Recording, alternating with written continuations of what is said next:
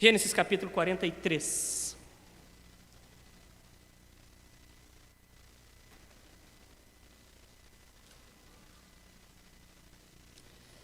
Livro do Gênesis, capítulo de número 43.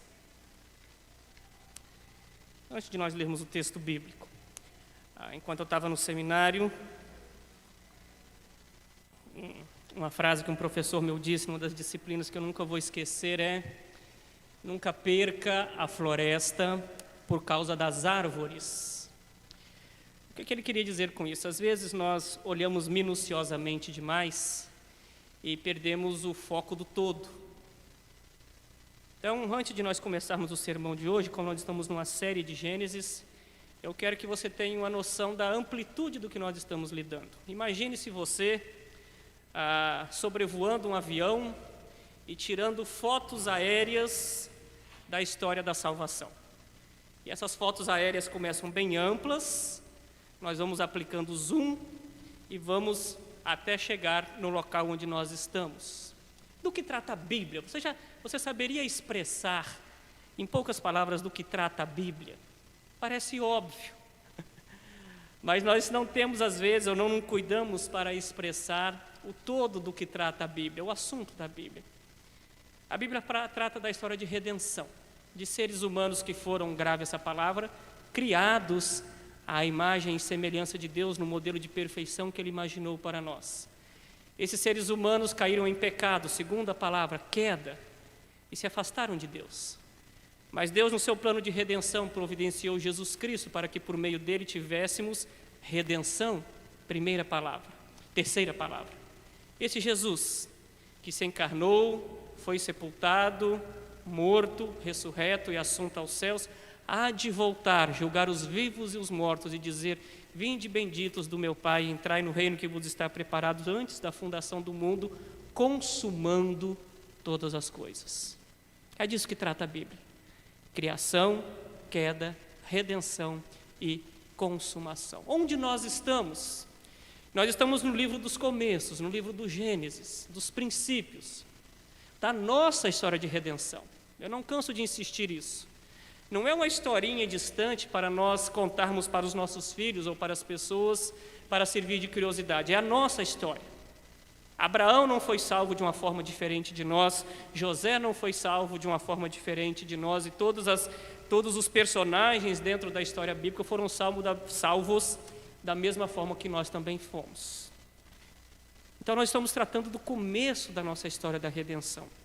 Dentro desse começo, fechando um pouco mais o zoom, a sessão que nós estamos expondo, ela começa no capítulo 37. Eu sei que você vai ser tentado quando você olha os subtítulos aí, ver José, mas essa não é a história de José. O capítulo 37 diz: esta é a história de Jacó. Tá bom? Essa é a história de Jacó.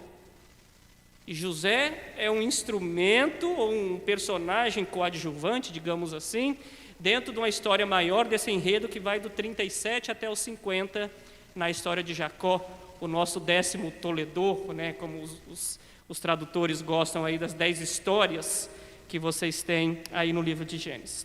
E hoje, a sessão que nós temos dentro da história de Jacó, que passa pelas cenas de José, ela vai do capítulo 43 ao 45. Se você acompanha a série, eu não vou expor os 3 capítulos. Então imagine aqueles episódios de série que você tem parte 1 e parte 2. Então a sessão de hoje ela é dividida em 2 partes e nós vamos então tratar da parte 1. Só para relembrar você então do ambiente da narrativa que você teve ele expresso desde a semana passada, o fio da meada, né, com o qual nós estamos caminhando aqui. Nós estamos dentro então da história dos patriarcas, o Deus de Abraão, de Isaac e de Jacó. José, filho de Jacó. E essa história que nós temos então é que José, filho de Jacó, vendido, ele então, você terminou semana passada sabendo que ele ascendeu ao trono depois de interpretar os sonhos, depois de ser vendido pelos irmãos e toda a saga pela qual ele passa, acusado injustamente. E o texto que nós leremos hoje faz parte de uma segunda viagem da família de José ao Egito. A primeira viagem já havia acontecido. A fome tinha atingido a terra e eles foram ao Egito a comprar mantimentos. José não se deu a conhecer a seus irmãos, então eles não reconhecem José, apenas José reconhece a eles. José arma um estratagema para fazer ou forçar com que seus irmãos retornassem. Ele simula, digamos, um flagrante de roubo, e para isso ele fica com Simeão. Então, olha só, vamos ao todo. Jacó tem 12 filhos. Aos olhos de Jacó, José está morto, perdeu um filho no pensamento de Jacó. Eles estão agora com um filho apreendido, Simeão, está com José preso, e eles retornaram à terra de Canaã. E a condição de José para vender comida pela segunda vez é que eles voltassem com Benjamim, terceiro filho que talvez Jacó corria o risco de perder. E Benjamim é um filho especial porque ele é o segundo filho de Raquel, aquela a quem Jacó mais amava. Esse é o cenário. São os precedentes ou os antecedentes da segunda viagem da família de Jacó ao Egito, num ambiente de fome. Vamos ler o texto bíblico, então. A leitura que eu farei primeiramente é dos 14 primeiros versículos e depois nós iremos do versículo 15 até o 34. Atente para a leitura das Sagradas Escrituras. A fome persistia gravíssima na terra.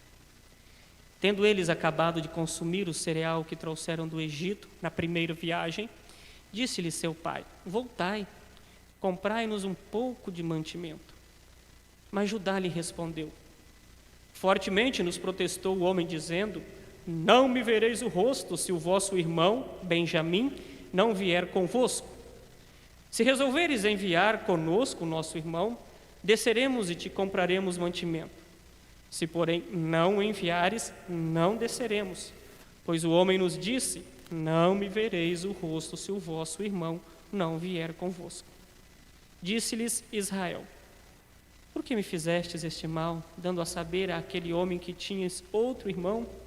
Responderam eles: o homem nos perguntou particularmente por nós e pela nossa parentela, dizendo: vive ainda vosso pai? Tendes outro irmão?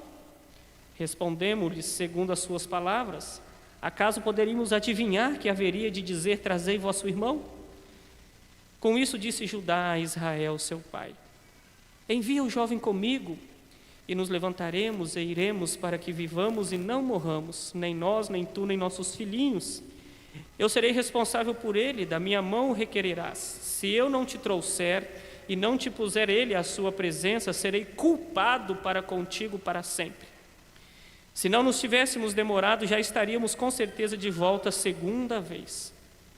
Respondeu-lhes Israel, seu pai: se é tal, fazei, pois, isto. Tomai do mais precioso desta terra nos sacos para o mantimento e levai de presente a este homem um pouco de bálsamo e um pouco de mel, aromatas e mirra, nozes de pistácia e amêndoas. Levai também dinheiro em dobro e o dinheiro restituído na boca dos sacos de cereal. Tornai a levá-lo convosco. Pode bem ser que fosse engano. Levai também vosso irmão. Levantai-vos e voltai àquele homem. Deus Todo-Poderoso vos dê misericórdia perante o homem, para que vos restitua o vosso outro irmão e deixe vir Benjamim. Quanto a mim, se eu perder os filhos, sem filhos ficarei. Ó Deus, que na leitura desta Bíblia nós possamos aprender de Jesus. Ó, concede-nos os belos frutos que esta instrução produz. Ilumina as nossas almas, ó Deus. Nós carecemos tanto do Senhor. Desvenda os nossos olhos para que contemplemos as maravilhas da Tua lei.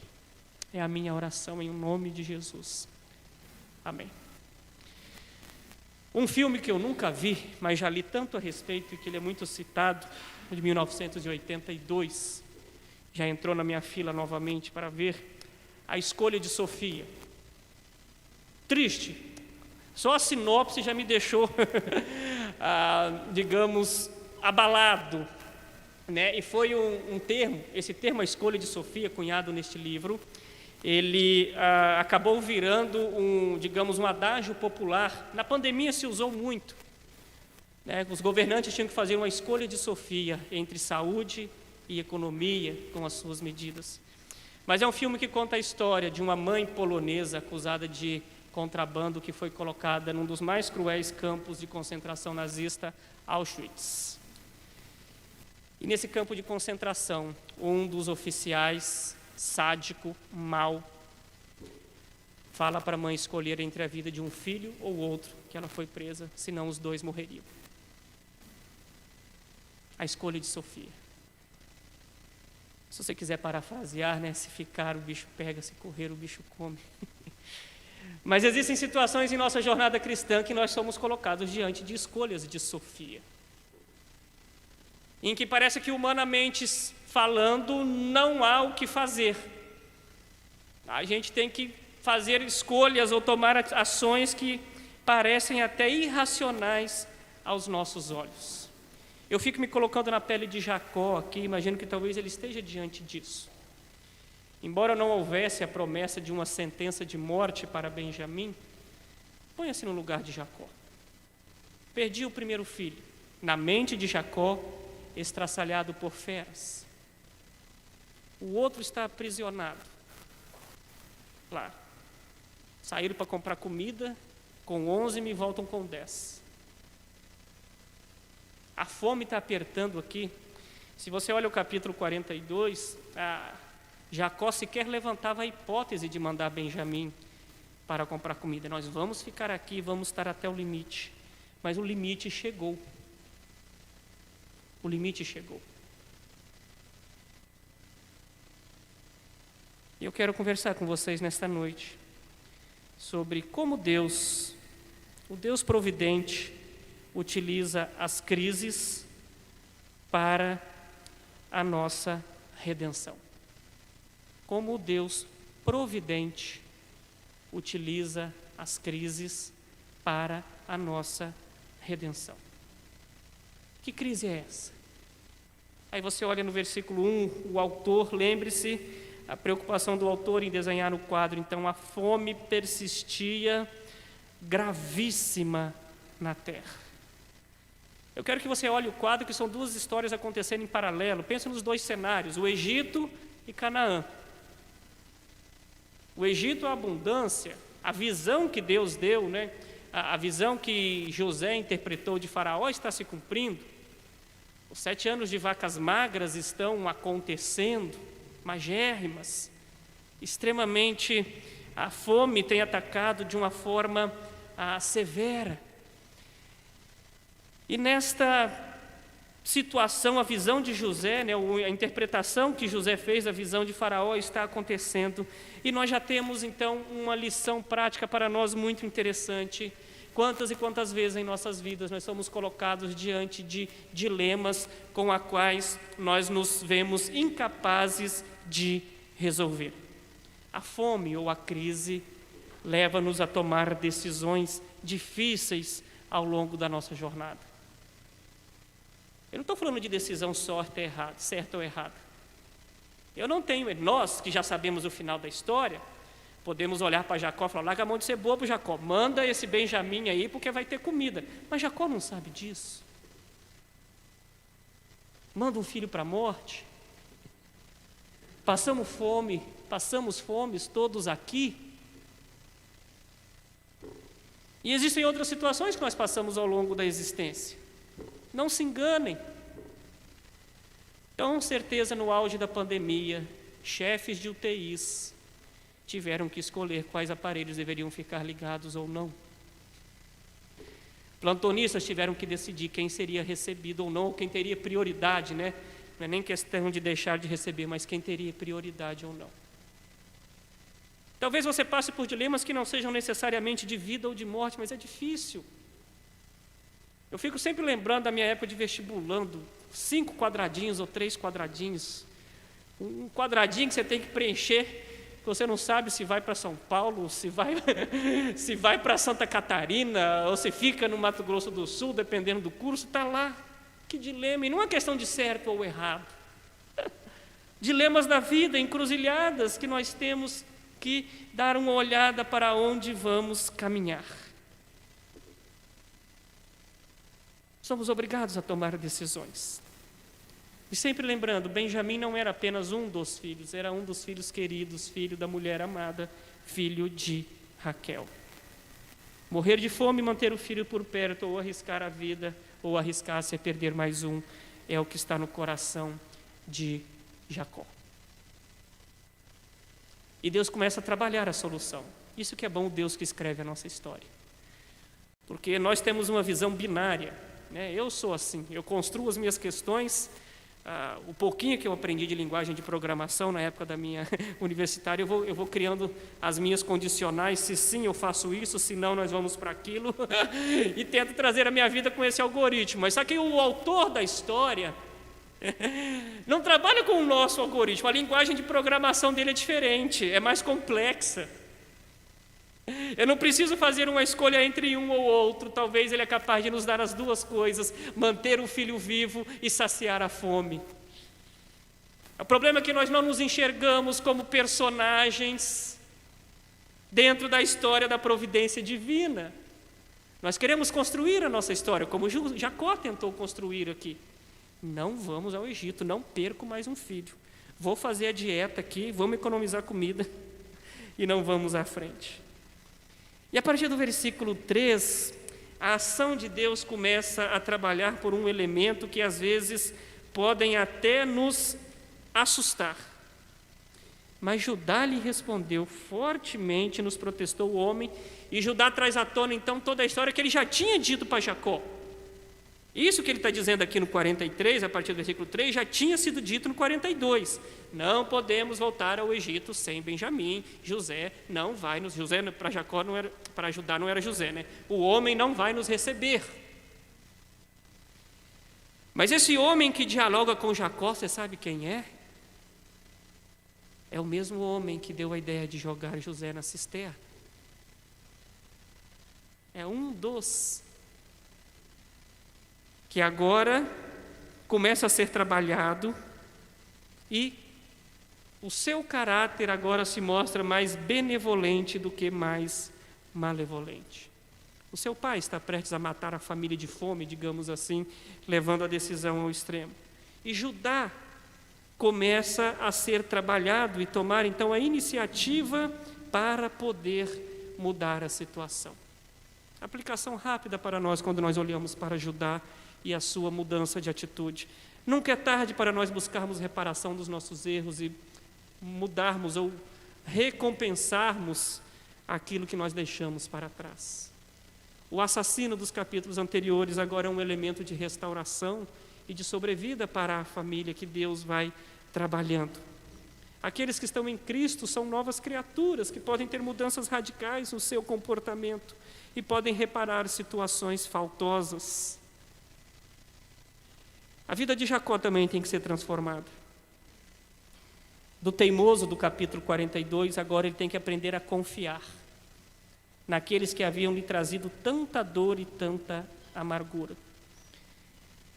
Eu não quero que você perca a noção do todo desse capítulo 43. Deus está trabalhando, é mais do que uma provisão de comida.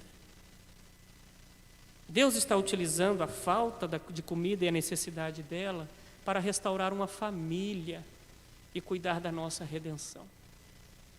Tem algo maior por trás. O diálogo entre pai e filho tem que acontecer, porque o preferidinho José não está aqui mais. Benjamim não estará também. Jacó tem que aprender a confiar naqueles que outrora te trouxeram tanto sofrimento a ele. E aí o diálogo vai trazendo, e é repetitiva a história aqui no sentido de que já ter sido colocada, mas eu quero chamar a atenção na transformação na vida de Judá, agora em ser elemento de bênção e não elemento de maldição na vida dessa família. E no versículo 10, se não nos tivéssemos demorado, já estaríamos com certeza de volta segunda vez. A Israel, ou Jacó, tem que ser trabalhado então. E aí ele já começa a ser mais maleável. tomai do mais precioso dessa terra. Então, os irmãos voltam com o dinheiro que José tinha escondido no saco deles, mais uma quantia para comprar mantimentos e mais uma oferenda, e mais Benjamim caminha com eles. Mas eu quero chamar a sua atenção, antes de nós passarmos para a segunda cena, para duas coisas. Primeiro, para aquilo que se passava na mente desses irmãos, as apreensões que estavam nos corações dele, ou a apreensão que estava no coração deles. E a segunda coisa que eu quero chamar a sua atenção é a frase de Jacó aqui: quanto a mim, se eu perder os filhos, sem filhos ficarei. Tem duas linhas aí, eu sei que os intérpretes podem até, os universitários dos bancos aí podem discordar de mim, mas você trabalha com isso aqui como um ato de fé de Jacó, talvez numa paráfrase como se fosse a frase de Jó: o Senhor deu, o Senhor tomou, então se eu perder, ele é do Senhor. Mas eu não enxergo a frase de Jacó dessa forma aqui. Eu enxergo aqui um Jacó com resignação. O que não tem remédio, remediado está. Leva Benjamim. Porque quando você olha para Abraão, no caso de Isaac, ele não sabia a solução da história. Mas você via em Abraão: Deus proverá. Eu não sei o que vai acontecer, mas Deus proverá. A promessa vai ser cumprida. Deus me prometeu uma descendência. Eu não sei se ele vai duplicar o DNA de Isaac aqui, eu não sei o que vai acontecer. Mas você vê em Abraão esse teor, e em Jacó você não vê. Em Jacó você vê um teimoso que tem que ceder.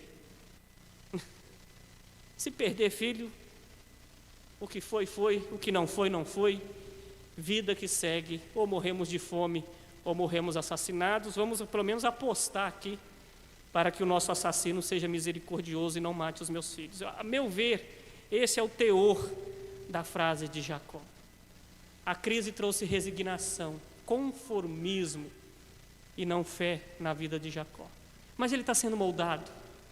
Pelo menos deixou de ser teimoso. Pelo menos abriu a possibilidade de vida para a sua família a autorizar eles irem. E a família vai. E agora então nós vamos para a segunda cena que eu quero que você acompanhe a leitura. Tomaram, pois, a partir do versículo 15. Tomaram, pois, os homens os presentes, o dinheiro em dobro e Benjamim, levantaram-se e desceram ao Egito e se apressaram perante José, apresentaram perante José. Vendo José a Benjamim, sempre lembre-se disso, José os reconhece, eles não reconhecem José. Vendo José a Benjamim com eles, disse ao despenseiro: Benjamim, nessa altura do campeonato, deveria ter uns 23 anos, de 20 a 23 anos. Vendo José a Benjamim com eles, disse ao despenseiro da sua casa: leva estes homens para casa, mata reses e prepara tudo, pois estes homens comerão comigo ao meio-dia. Fez ele como José lhe ordenara e levou os homens para a casa de José. Os homens tiveram medo, porque foram levados à casa de José e diziam: é por causa do dinheiro que da outra vez voltou no saco de cereal para nos acusar e arremeter contra nós, escravizar-nos e tornar-nos nossos jumentos. E se chegaram ao mordomo da casa de José e lhe falaram à porta e disseram: ai, senhor meu, já uma vez descemos a comprar mantimento. Quando chegamos à estalagem, abrindo os sacos de cereal, eis que o dinheiro de cada um estava na boca do saco de cereal, nosso dinheiro intacto. Tornamos-nos a trazê-lo conosco, trouxemos também outro dinheiro conosco para comprar mantimento. Não sabemos quem tenha posto o nosso dinheiro nos sacos de cereal. Ele disse: você reconhece essa frase no Novo Testamento? Não está no texto isso não, né? Paz seja convosco. Não temais, o vosso Deus e o Deus de vosso Pai vos deu tesouro nos sacos de cereal. O vosso dinheiro me chegou a mim e lhe trouxe fora, chegou a mim e lhes trouxe fora Simeão. Depois levou o mordomo aqueles homens à casa de José e lhes deu água, e eles lavaram os pés, também deu ração aos seus jumentos. Então prepararam o presente para quando José viesse ao meio-dia, pois ouviram que ali haviam de comer. Chegando José à casa, trouxeram-lhe para dentro o presente que tinham em mãos e prostraram-se perante ele até a terra.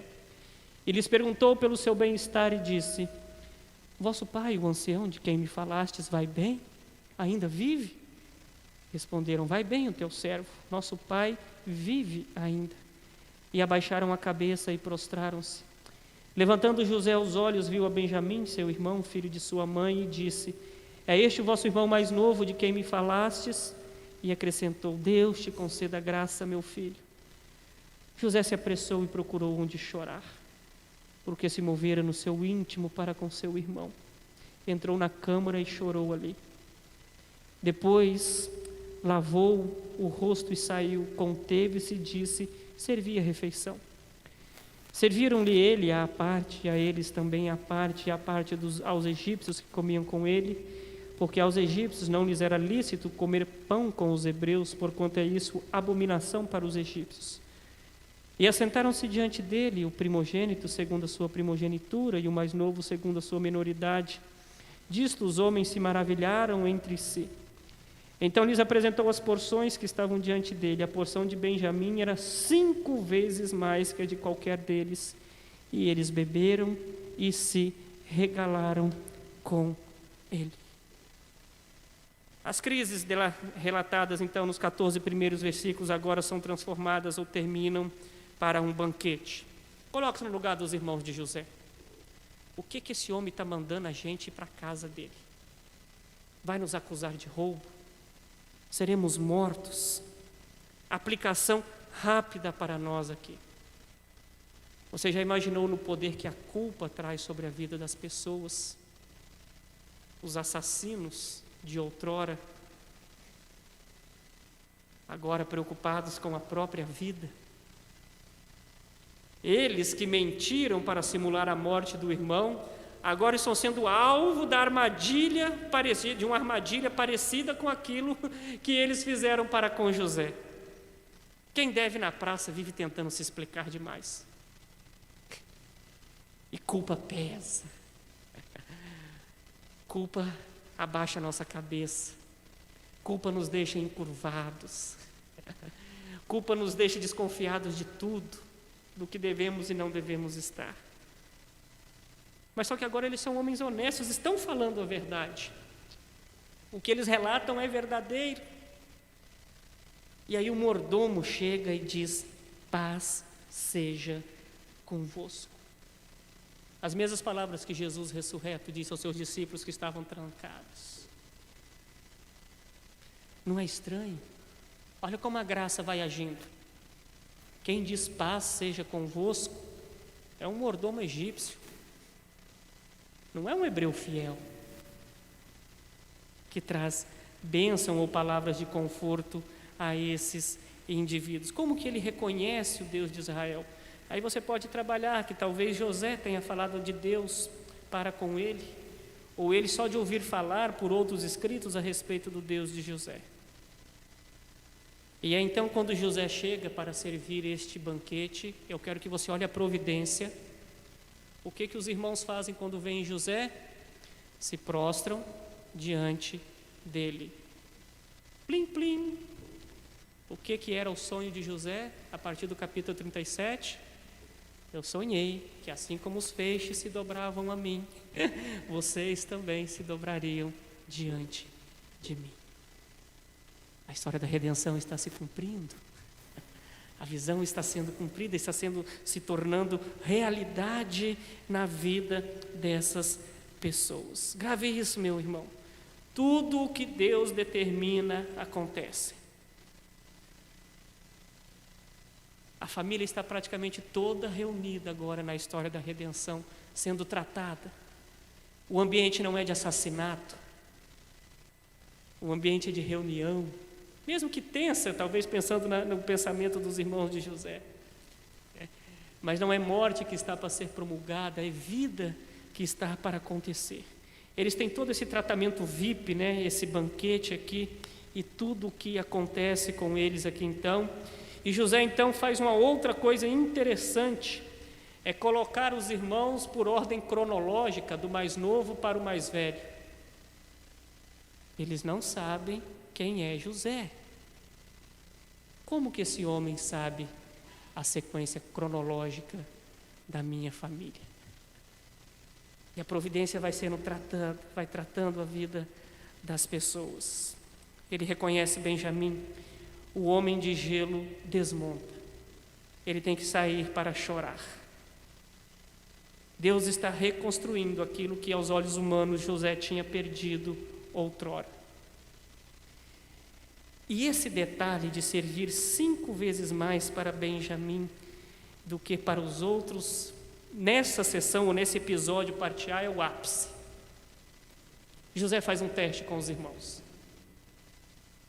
Se outrora eu que recebi mais do amor do meu pai, os sonhos que eu tive despertaram inveja nos meus irmãos, o que vai acontecer com os meus irmãos ao verem o primogênito, também filho de Raquel, meu irmão biológico? O que vai acontecer com os meus irmãos vendo este filho de Raquel, que também recebia mais mimos de Jacó, recebendo mais do que eles? Será que os meus irmãos são iguais? Será que eles continuam com o coração duro? Será que eu vou criar aqui uma revolta familiar ou qualquer coisa do tipo? Não. O texto diz que os irmãos se alegram com ele quando você lê posteriormente e tudo aquilo que acontece. Isso é brilhante. Olha o que o texto diz: eles beberam e se regalaram com ele. A preocupação divina não é com estoque de cereais. A preocupação divina é em reconstruir uma família que talvez aos olhos humanos, que talvez o inimigo achasse que tivesse destruído e que a história da redenção estivesse comprometida. O Deus de Abraão, de Isaac e de Jacó falhou, porque José está preso, foi preso. Judá é alguém que deita com prostitutas. Eu venci, talvez o diabo tenha pensado, essa família está esfacelada, não tem retorno. E agora aquilo que era uma promulgação de morte aos olhos humanos se transforma em vida, num banquete humano com irmãos assentados, comendo, e não há mais ódio, não há mais inveja, há alegria mútua. Você consegue imaginar isso? Providência divina. Providência divina cuidando da nossa história. Finda esta parte A, e ficam cenas do próximo capítulo para o domingo que vem, quando José se revela aos seus irmãos. Eu creio que algumas coisas podem ser aprendidas para nós quando nós olhamos aqui. Assim como pela providência divina José foi instrumento para matar a fome do povo de Israel, Deus estava em Cristo proporcionando aquele que convida vocês que têm fome e sede a vinde até mim. Assim como a situação de pobreza de uma manjedoura poderia parecer uma situação escusa, suja aos olhos humanos, Deus transformou essa manjedoura, ou quem nasceu nessa manjedoura, num rei, para nos proporcionar um reinado messiânico junto com ele. O mesmo convite que José fez aos seus irmãos, do ponto de vista material, Cristo faz a todos os que têm fome e sede, para se aproximarem deles e terem as suas necessidades saciadas. Abra sua Bíblia em Isaías 55 e nós encerramos aqui.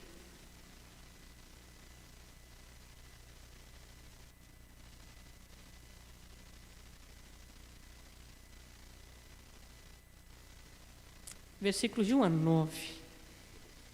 Vamos ler de forma alternada, porque às vezes eu uso o microfone e sobreponho a igreja e eu quero ouvir a igreja falando. Aliás, o auditório hoje está muito bonito. Está dando alegria de ver os irmãos voltando a frequentar, as restrições sendo derrubadas e nós podendo nos congregar.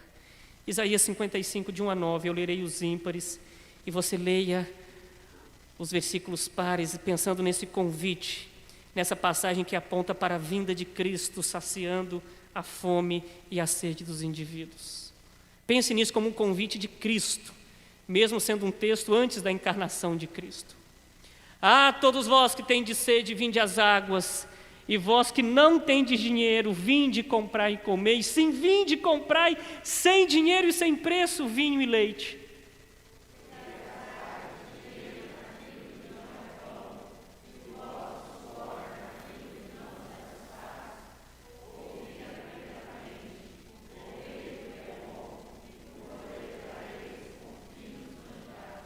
Inclinai os ouvidos e vinde a mim, ouvi, e a vossa alma viverá, porque convosco farei uma aliança perpétua que consiste nas fiéis misericórdias prometidas a Davi.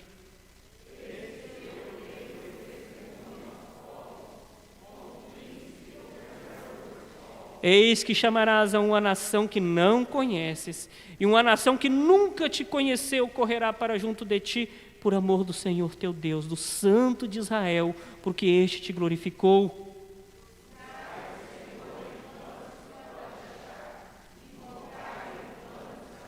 Deixe o perverso o seu caminho, o iníquo os seus pensamentos. Converta-se ao Senhor, que se compadecerá dele, e volte-se para o nosso Deus, porque é rico em perdoar.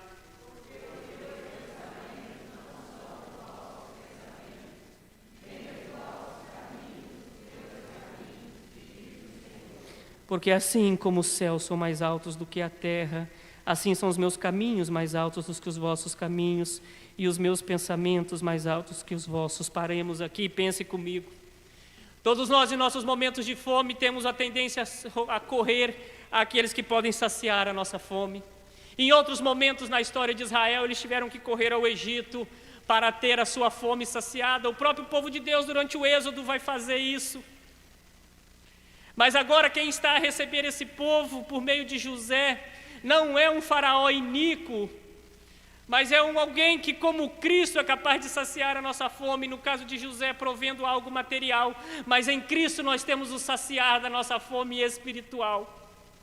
O problema é que, como aqui diz no texto de Isaías, nós procuramos saciar a nossa fome, as nossas necessidades, procuramos a solução das nossas crises naquilo que é vão. Todos nós temos o nosso Egito pecaminoso a quem nós nos amarramos, o amor ao dinheiro, a promiscuidade, a ganância, a frieza espiritual, a soberba, enfim, aquilo que você quiser pensar. Quantos e quantos de nós gastamos em vão nossas vidas, nosso tempo, nossos pensamentos, com aquilo que é vão e que jamais pode saciar o vazio que existe em nós. O Egito jamais vai poder preencher a tua alma, mas aquele que é dono do Egito, que pode utilizar inclusive o ímpio para a nossa bênção, é capaz de saciar a nossa fome.